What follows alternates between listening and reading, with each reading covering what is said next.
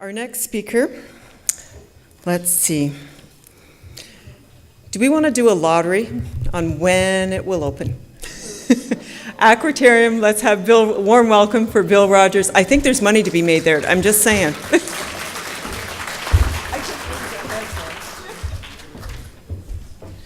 Thank you, Anne. I found myself one Saturday afternoon, early in the election, in downtown Sealy's Bay, caught up in a classic car show. And who did I see walking towards me but none other than Gord Brown. And before I could dash across the street, he was on me like a pit bull, grilling me about and rightfully so, about the progress of the project. And before he was finished, he made me promise that it would be open before he left office. And thanks to his hard work in his next 4 years, I can now say I can keep that promise.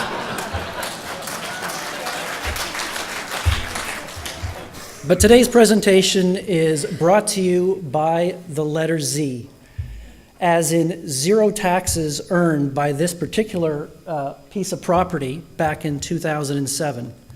Fast forward to today, and the capital project now that exists there now represents $18 million in taxes generated and over 400 jobs.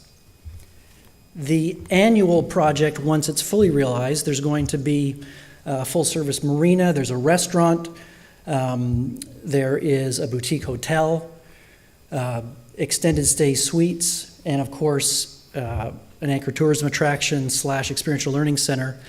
It is going to generate over 50 jobs and in excess of $1 million each year. By a show of hands, who here has built a zoo?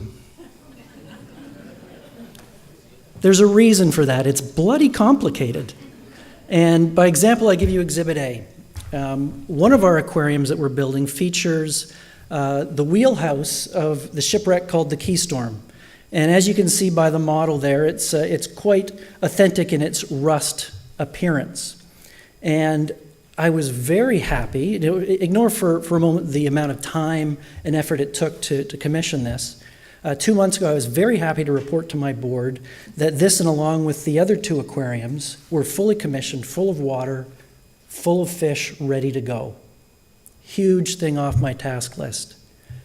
Now imagine, a couple of weeks later to my horror, that ironically enough, the paint used to make that authentic looking rust actually contained metal flakes that, believe it or not, started to rust, delaminating all the theming, rendering the whole thing useless. So we had to drain it, start all over again. I am now happy to say that as of this weekend, the fish are back in the tank and we are back to that level. Next problem, who here has tried to back up a trailer into their driveway? Not impossible, but pretty tricky. Now imagine you're Bill Tomlinson and you have to back up a 52-foot boat in downtown Brockville, and there's somebody who's parked their Lexus in your way. What do? Well, you find a fall guy to spot for you, and you hope like hell you got good insurance. Well, believe it or not, this guy made that 90-degree turn in one shot, parked his 52-foot trailer next to the building, and we had our next problem, which is how do you get a 120-foot 1812-era warship into your building that's on the 3rd floor?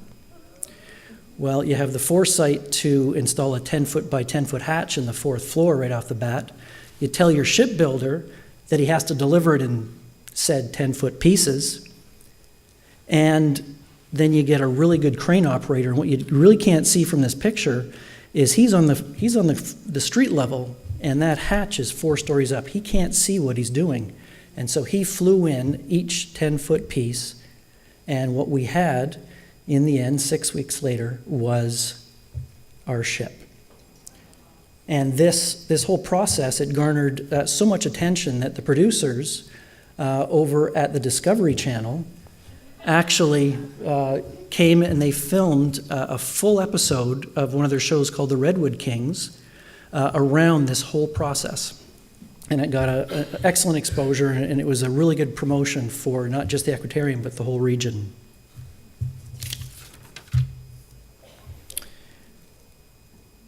But for every step backwards, there has been many forward.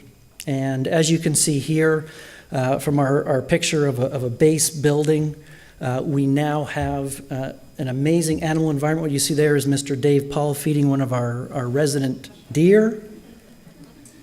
And God bless, I'm sure Mr. Henderson is here, God bless the staff at City Hall. They were gracious enough to give me an office with the understanding that I was going to be there and in and out in less than a year. That was back in 2011. And then I started to get literally millions of dollars of stuff that needed a home, and I had no place to put it. So one of these items was a 5-foot by 5-foot crate that ended up residing in the lobby of City Hall. This was September 2014. Christmas came, we wrapped it up as a present and a gift to Mayor Henderson that you may or may not read there. Easter came, and we wrapped it up as an Easter basket. But their patience was worth it. It is now Brockville's first satellite global projection system. What you're seeing there is a small representation of the over 200, actually over 400 students from Cornwall to Gananoque, each of who handcrafted a clay tile that turned into one of our signature experiences. And you can see that there. It's that fish tile wall. Beautiful experience. It's going to be one of the first things that people see when they come up on the 3rd floor of the Aquatarium. Again, community involvement was very important to us. We tried to include as many groups as possible.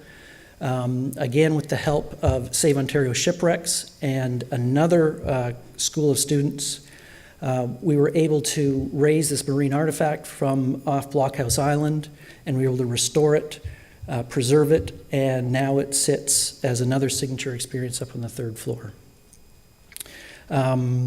What you're seeing here is a 5,000-pound piece of granite that actually floats. Does anyone here know how many pounds of pressure it takes to float 5,000 pounds of granite? 12. That's all. It's really neat. We've incorporated a train tunnel where the kids can actually come and build the arch. And even though we are not open, we have been honored to be able to host some pretty high-profile events.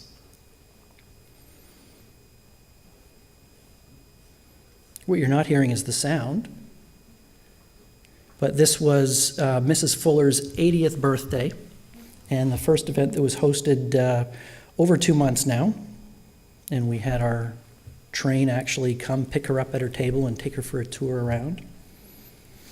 And then we were very fortunate to host over 200 people at the Rotary Gala over 2 months ago.